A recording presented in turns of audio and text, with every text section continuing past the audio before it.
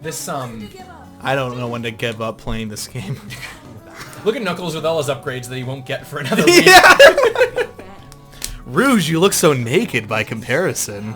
Honestly, redoing the game after seeing Knuckles with the air necklace and the sunglasses, which we somehow didn't get, and the punchers, he looks really, really barren, even though that's his standard appearance that we're used to seeing.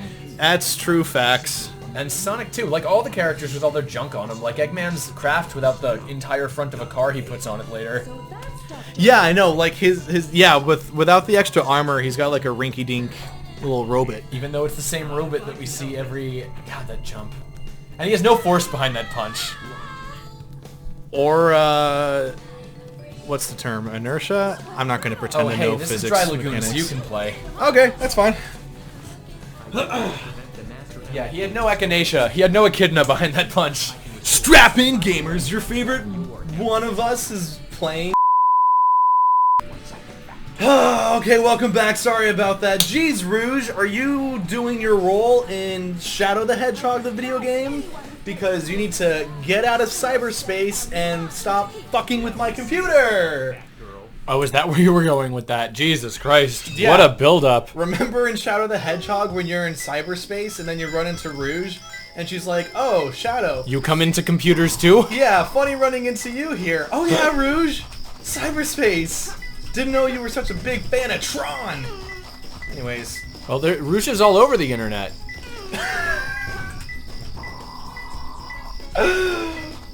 Good one, you knucklehead. I think that was like the lamest... Perfect! Alright.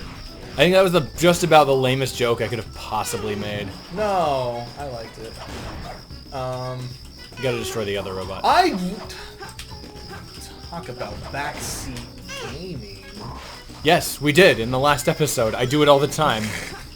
Well, why don't you go start a YouTube channel about it where you just antagonize your friends playing video games while you not play them. Is that not what half of this show is? That's true. I also don't have any of my own recording equipment, so... I guess I'm the crutch to your success, huh? Yep. I'm a parasite. That's how we've always done it. This is going really well. Let's see... It helps that the lagoon is dry. Hey. Wow! I was like, you're really looking for it? Well, I figured I could see it from here. I wanted to just look around. But watch the third one being that really shitty, like, underwater tunnel part. Oh god, you have to climb on the turtle and release your grip at the right moment. Such an unforgiving location for the... Well, I guess not the first level. You just did the Eggman one. But the second level of this Dark Story. I maintain, I think the levels in the Dark Story are designed to be slightly more difficult. Probably. That's how they've seemed to do things moving forward. There's more chances to fuck up in Radical Highway. Oh my gosh. Hello. What? Why? What is this? What could it mean? Is it in the water? Is it just under the turtle? Cut! Wow, what? Why? Tic-tac-toe, 3 perfects in a row! Jet Set Radio! Radio! I love that game.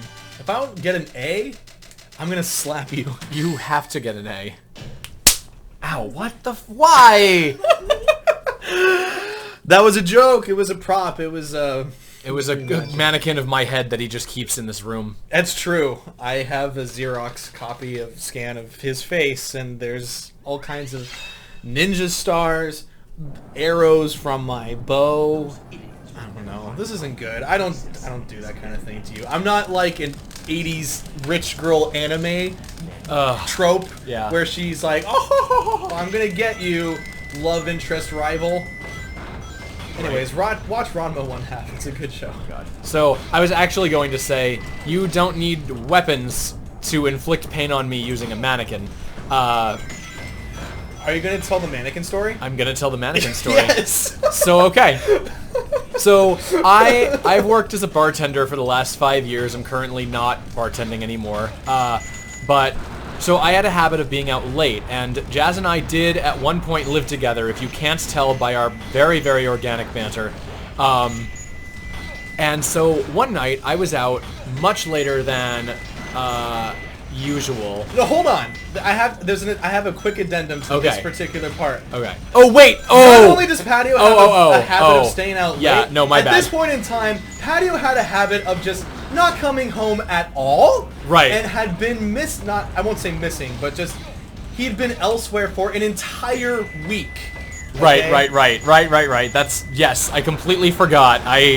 So I would periodically just crash at other people's houses for long periods of time. You may continue now. Okay. So yes, I had been away because living with 3 other dudes can sometimes be like, hey, sometimes I just need to not be here. And by sometimes I mean all the time. So yeah, I had been gone. I come home and my door, was the light on? It was off. It was off. Okay. My door was open in such a way that I could see inside the room before coming in. And there were 3 figures, 3 pale white figures standing in my fucking room.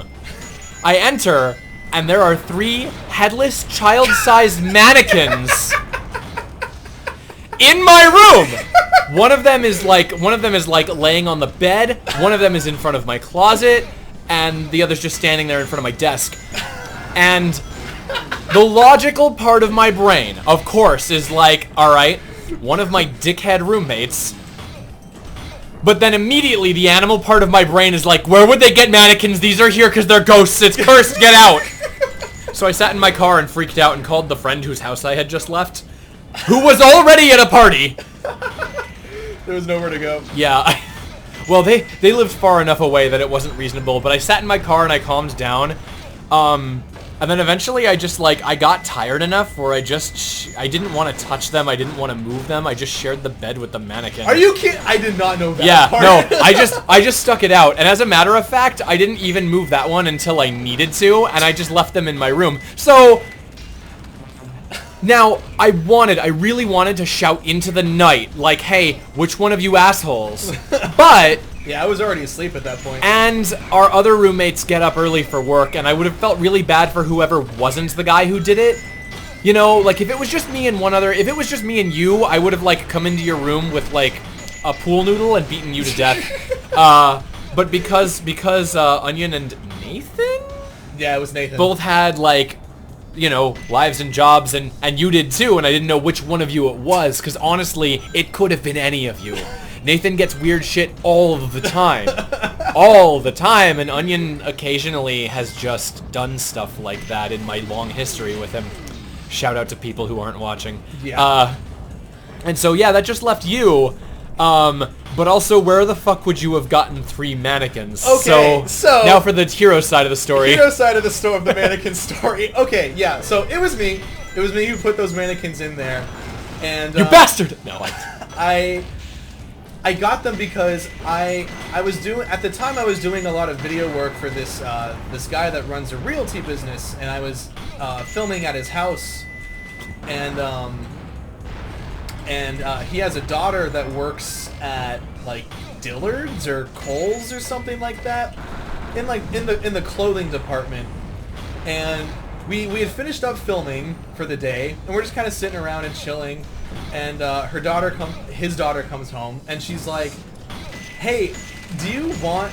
I have some mannequins in the garage. Do you want them?" And I was like,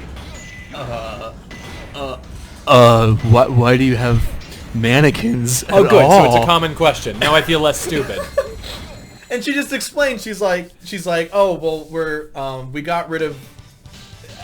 They're from my work, and we were gonna get rid of them. And I thought of you, and thought that maybe you could do some kind of cool thing with them for a video or something." Wow. And I was like, "Wow, we screwed that up." I'm like, "Wow." Wow, I'm really flattered you thought of me when you saw these 3 child mannequins. But yeah, I'll take them. So I took them off her hands, and I brought them into the house, and yeah, so Patio had been missing for a week, and I had no idea when he was coming back. But luck Wait. A moment for Eggman scratching his butt. You're right. I think it happens when he starts watching the news. Okay. There we go. Okay, anyway, continue. Villain priorities. Yeah, okay, so luck would have it, the day I decided to move the mannequins into Patio's bedroom was the night that he finally came home after 6 or 7 entire days of just not being there. Like, not even coming through to get shit, to my knowledge anyway. But yeah, he just finally comes home, and the very next day, we, find out that my plan was a complete success. And felt really good. But yeah, then I ended up handing those mannequins over to Nathan, and I think he took them out for like shooting and just like shot them up. So Without me? that's the story of the mannequins. Oh hey, we're getting some really pivotal, important backstory. Yeah, it doesn't make any Spoilers sense. for a Dreamcast game. Anyways, Yeah, so I did the polite thing and didn't disrupt my roommates, and I just slept in terror. next time on next time we'll find out if Patio has any revenge. Revenge. Yeah, Wow. that. That was good.